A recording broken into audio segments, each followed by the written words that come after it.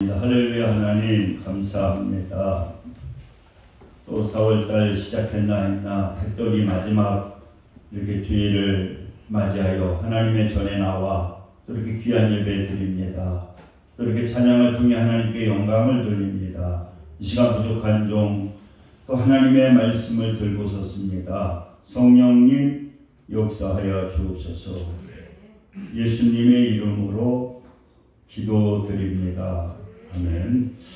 오늘은 요한복음 8장 1절에서부터 11절의 말씀을 통해서 정죄하지 아니하시는 예수님. 이번에 부활절이기 때문에 또 고난주간이 있기 때문에 그 요한복음을 좀 쉬다가 오늘 다시 시작을 합니다. 그래서 우리가 요한복음에 기록한 목적에 대해서 여러분들 계속 제가 얘기하고 있지만은 요한복음을 기록한 목적이 뭐냐? 예수께서 하나님의 아들 그리스도이심을 믿게 하기 위해서 예수님이 하나님의 아들인데 그리스도 기름 부은 자 메시아 이것을 믿게 하고 또 그것을 믿어서 생명을 얻게 하기 위해서 그 예수 그리스도를 믿음으로 말미암아 새로운 생명 하나님의 자녀가 되게 하기 위해서 요한복음을 기록하게 되었다라고 이렇게 말씀하고 있습니다. 그래서 오늘 우리가 볼 내용을 보게 되면은 이제 가늠한 여인 이것은 예수를 믿지 않는 사람들에게도 너무나 유명한 사건이거든요. 근데 우리가 이 마태복음에 보게 되면은 그 예수님의 족보가 나오잖아요. 그래서 예수님의 족보는 어떻게 보게 되면은 대단한 족보인데 그때 거기에 기록된 여인들을 보게 되면은 참 우리를 깜짝 놀라게 하거든요. 우리가 잘 알고 있는 마태복음 1장에 보게 되면은 다말이라고 하는 여인이 나옵니다.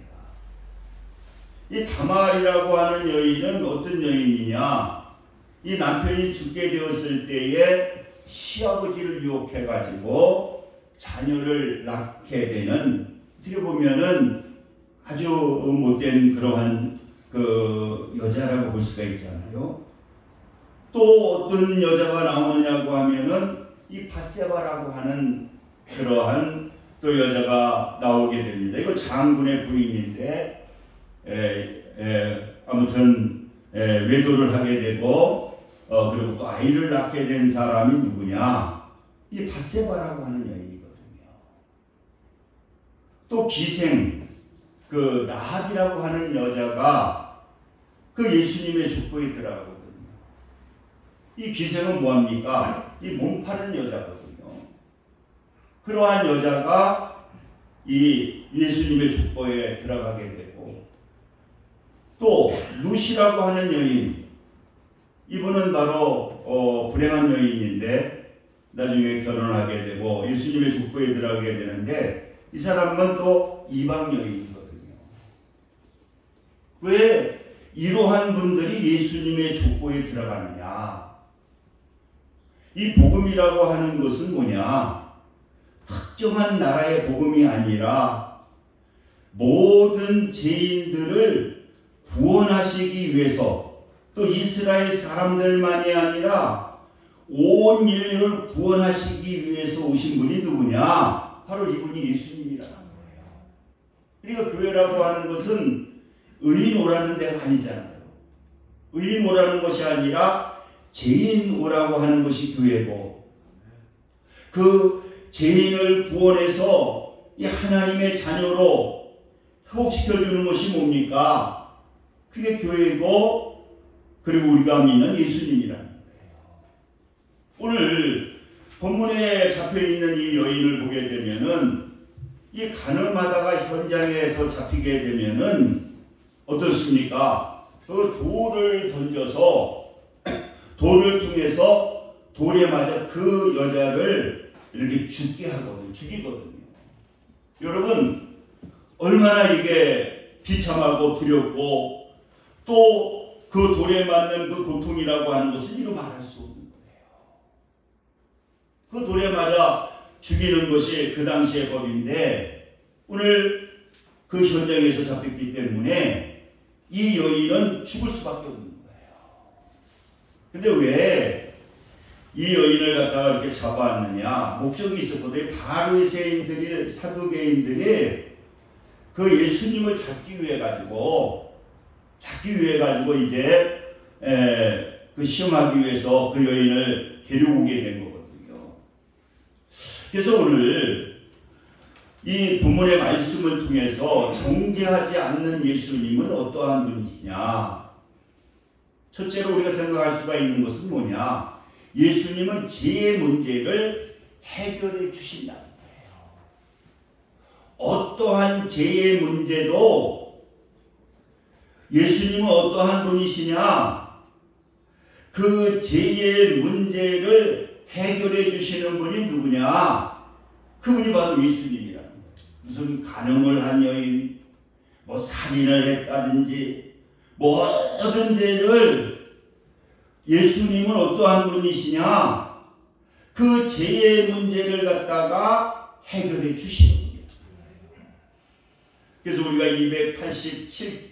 287장에도 우리가 찬양을 불렀지만은 예수 앞에 나오면 제사함 받으며 예수님 앞에 나오게 되면은 어떠한 축복이 있느냐?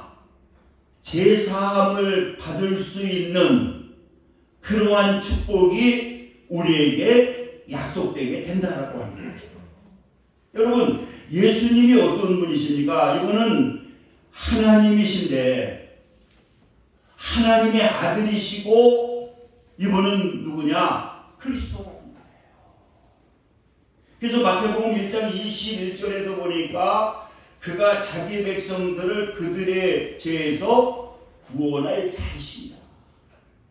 그러니까 우리 예수 믿는 우리 하나님의 자녀들에게는 어떠한 축복이 있느냐?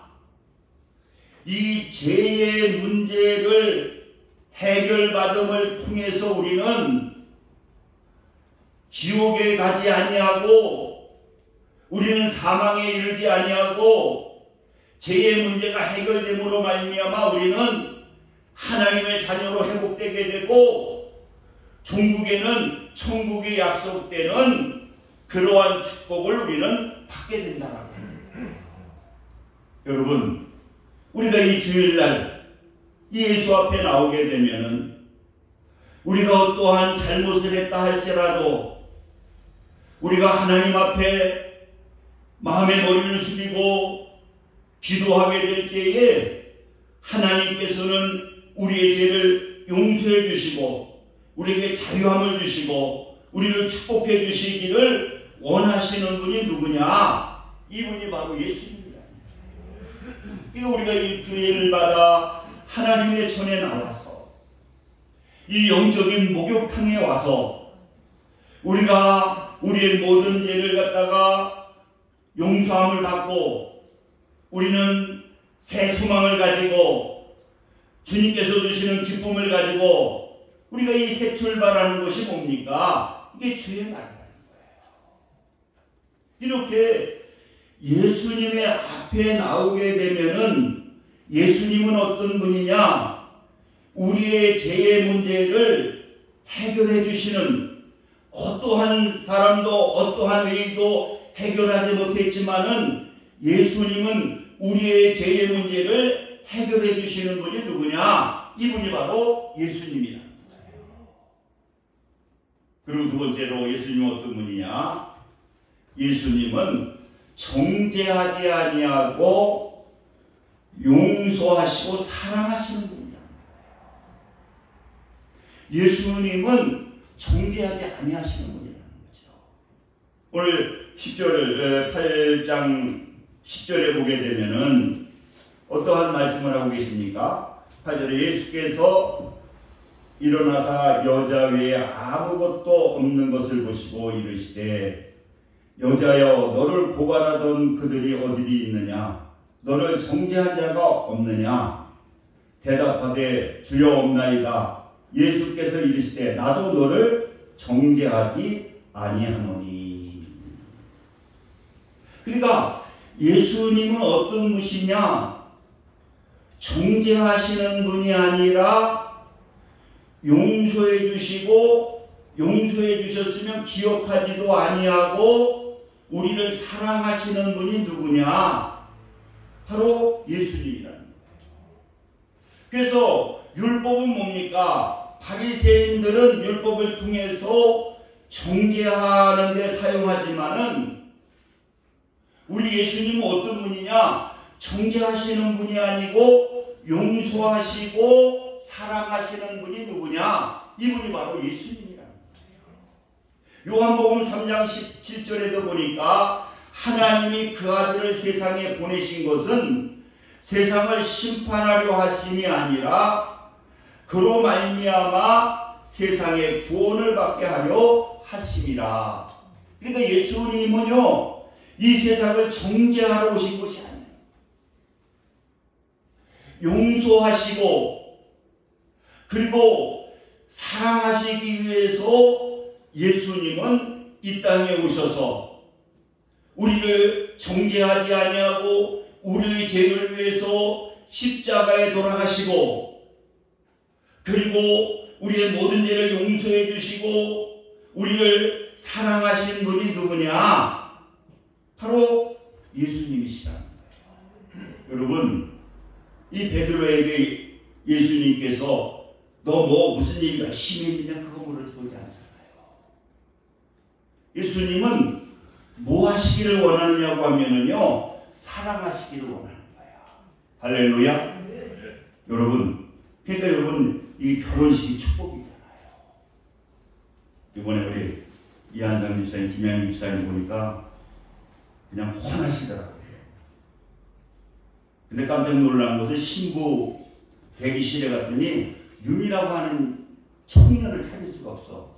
그래서 이렇게 질문해서 어디 있나 봤더니 거기 천사 하나 앉아있더라고요. 야, 그렇게 이쁘구만요. 내가 그래서 후회를 했잖아. 아, 사진 한번 찍어야 되는데. 아, 그게 나중에 생각이 나가지고 다시 갈 수도 없고 그래가지고 다음부터 한번 찍어야겠다. 아무튼 이번에 제 친구도 엊그제 목사가 어젠가 토요일날 오래간만에 기도하는데 찾아와가지고 어쩐 일인가 했더니 5월 7일날 자기 딸이 결혼을 한다고. 목사 딸인데 목사님이신데, 그래서 신랑은 어떻게 예수 믿나 그랬더니 약속해가지고 이제 자기 교회 나오기를 약속해가지고 결혼식을 하는데 거기도 보니까 주례가 없대요. 요새는 주례가 없는 게 또 유행인가 그래가지고 주례 하냐 그랬더니 주례 없다고. 저 신부 대표로 그 목사님 나가서 축사한대 너무 한다고 그러면서 요새는 주례가 없다고 또 그러더라고요.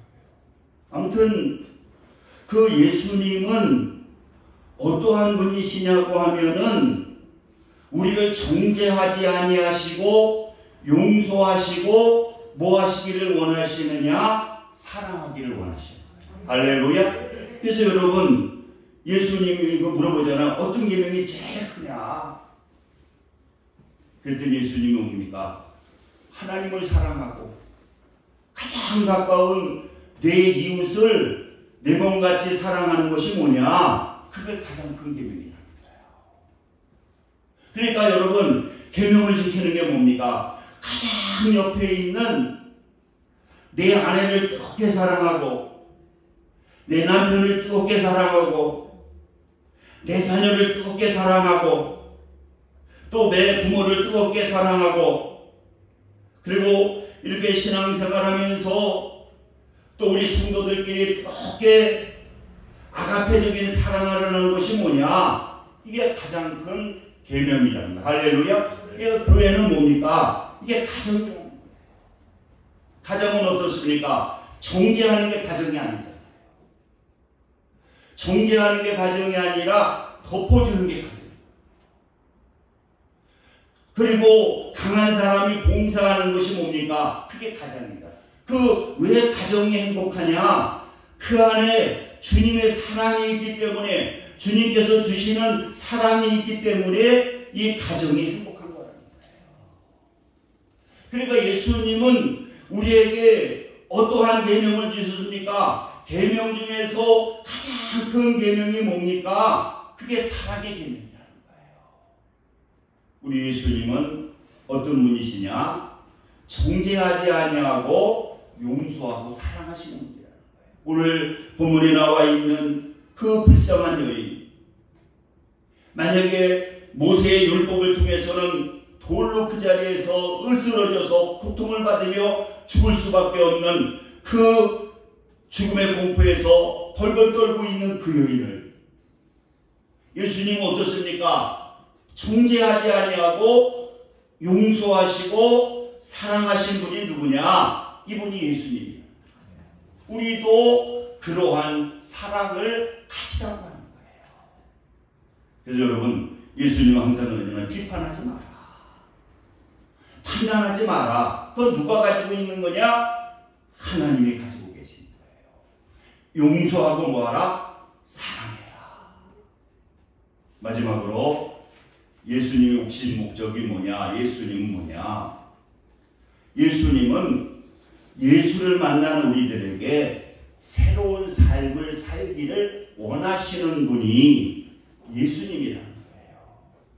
오늘 이 본문에도 보게 되면은 예수님께서 어떤 말씀을 하십니까? 예수님께서 대답하되 주여 없나이다. 예수께서 이르시되 나는 너를 정죄하지 아니하노니 가서 다시는 죄를 범하지 말라 하시니라.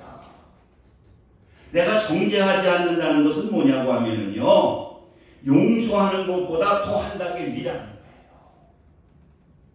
나는 그 죄를 내가 회개하면 생각하지도 않을 테니까 이제 거기에 얽매지 말고 이제 죄 용서 받았으니까 어떠한 마음을 가지고 살아라. 죄 용서받은 거룩한 하나님의 자녀의 삶을 살라고 하는 것이 예수님의 마음이라는 거예요. 우리 예수 믿는 사람들도 마찬가지라는 거예요. 우리가 하나님의 자녀가 되었으면 과거에 대해 얽매여서는 아니 된다는 거예요. 하나님은 기억하지도 않는다는 거예요. 이제 하나님의 자녀로서 빛된 자녀의 삶, 주님께서 주시는 기쁨의 삶, 그러한 삶을 살라고 하는 것이 뭐냐? 이게 바로 새 출발이에요. 우리 예수님 믿는 사람은 그렇기 때문에 하나님의 뜻이 뭡니까? 항상 기뻐한다. 이제 우리가 죄 용서 받았잖아요. 죽음의 공포에서도 우리가 해방됐잖아요. 우리는 하나님의 자녀의 권세를 가졌기 때문에 우리는 걱정하는 자, 근심하는 자가 아니라 부활하신 주님을 믿기 때문에 우리는 어떻습니까? 주님 안에서 주님이 나와 함께하기 때문에 우리는 기뻐하는 삶을 살아야 된다는 거예요. 그리고 새 출발한 자는 어떻습니까? 항상 주님과 교통해야 된다는 거예요. 우리는 누가 도와주고 계시느냐? 하나님이 도와주고 계시는데 하나님은 어떻게 하기를 원하느냐? 나에게 도움을 받고자 원하시는 분에게 도움을 주시는 하나님이시라는 거예요. 그러니까 우리는 뭐합니까? 쉬지 말고 하나님과 교통하는 거예요. 어느 현장 속에서나 어떤 위치 속에서나 그분과 교통하는 것이 뭡니까? 그게 기도하는 거거든요. 그리고 우리가 모든 것에 대해서 감사해요. 할렐루야. 여러분, 모든 것에 대해서 감사하고요. 저는 그 뉴스를 보고 우크라이나 그 전쟁을 보게 되면 저렇게 막 몇천 명이 그냥 죽음을 당하고 또 여자들은 성폭행을 당하고 이게 같은 시대 동시대를 사는데도 지금 전쟁이 나게 되니까 이거는 완전히 지옥행입니다. 이번에도 1000여 명을 그냥 학살해가지고 그게 막 나중에 가서 발견되게 보니까 얼마나 처참한지 몰라요.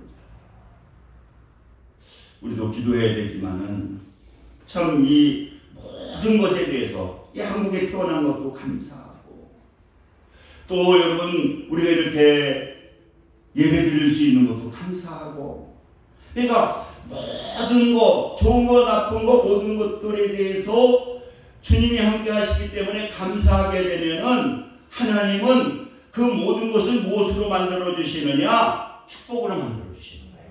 나쁜 일도 감사하면 그걸 통해서 축복을 만들어 주시고, 좋은 일에 대해서 감사하게 되면 더 좋게 해주시고, 그러니까 우리는 항상 감사하는. 그래서 오늘 이 여인은 그 죽음의 공포에서 재용서받게 되고, 또 예수님은 후원해 주시잖아요. 너 다시는 재범하지 말고, 너 제 이 모든 걸 다 해결해 줬으니까 이런 새로운 마음 가지고 너 새 출발해라. 이러한 말씀을 통해서 오늘도 우리에게 은혜를 주시고 계십니다. 우리 기도합니다. 할렐루야. 좋으신 사랑의 하나님 감사합니다. 하나님께서 4월달도 지켜주셨사오니 이 5월달도 축복해 주옵소서. 예수님의 이름으로 기도드립니다. 아멘.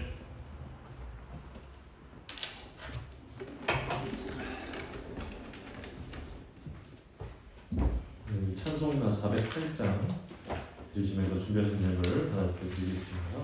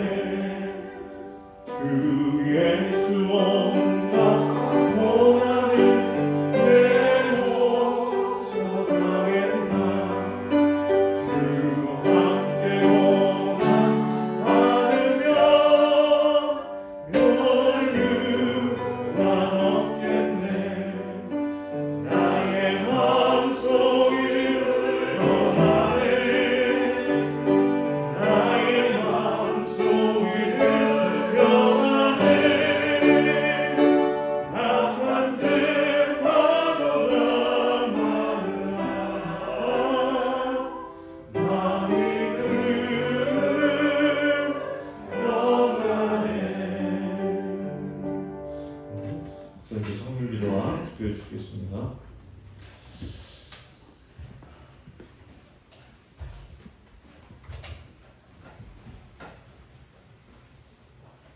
기도합니다. 할렐루야. 아버지 감사합니다. 이렇게 정성을 다해 귀한 힘을 하나님께 드렸습니다.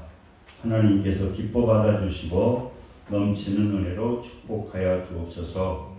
예수 그리스도의 이름으로 기도드립니다. 아멘. 우리 일어서셔서 1장 부르시고 축도하심으로 예배를 마치겠습니다.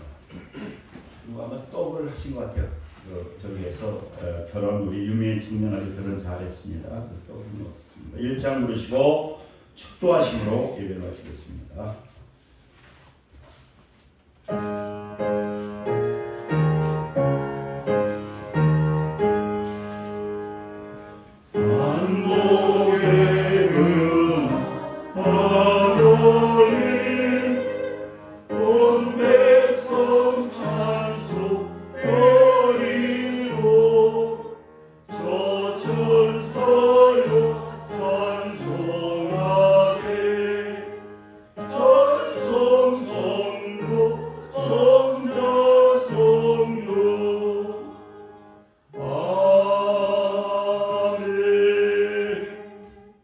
지금 우리 주 예수 그리스도의 은혜와 하나님 아버지의 극진하신 사랑하심과 성령님의 내주 교통 역사 충만 감동하시니 오늘 예배를 드리는 믿음의 성도들 위해 지금부터 영원까지 함께 하시기를 간절히 축원하나이다. 아멘.